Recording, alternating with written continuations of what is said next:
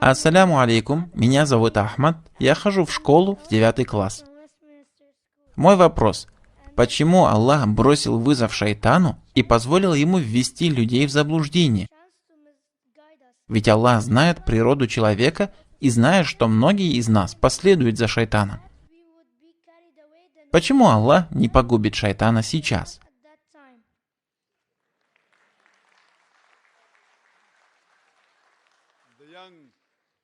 Маленький мальчик задал очень хороший вопрос. Почему Аллах бросил вызов шайтану и позволил ему ввести нас в заблуждение?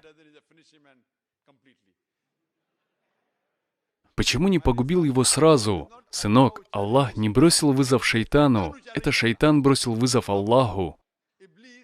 То есть наоборот. Иблис был одним из лучших джиннов, был очень послушным. Но Аллах создал Адама, творение лучше него. И когда Аллах повелел ему пасть ниц перед Адамом, он сказал: «Почему я буду падать ниц перед творением из глины, тогда как я сотворен из света, извините, из огня?»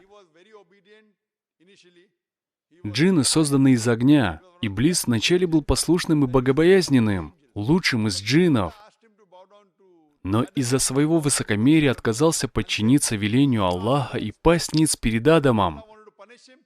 И когда Аллах хотел наказать его, Иблис попросил дать ему отсрочку. Иблис сказал: «Господи, отсрочь мне до того дня, когда они будут воскрешены, и я непременно совращу их всех». Всевышний сказал ему в ответ: «Поистине ты один из получивших отсрочку».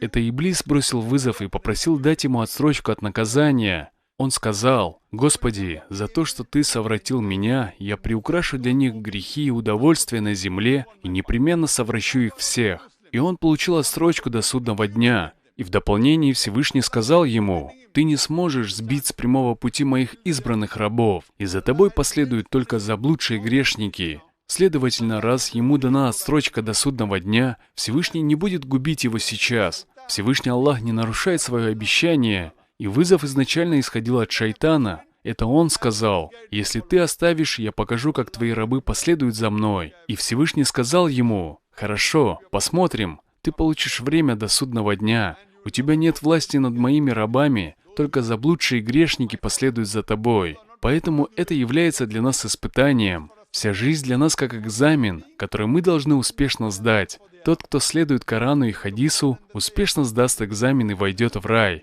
А тот, кто не следует Корану и сунне пророка, мир ему и благословение, провалит экзамен и не войдет в рай». Надеюсь, я ответил на ваш вопрос.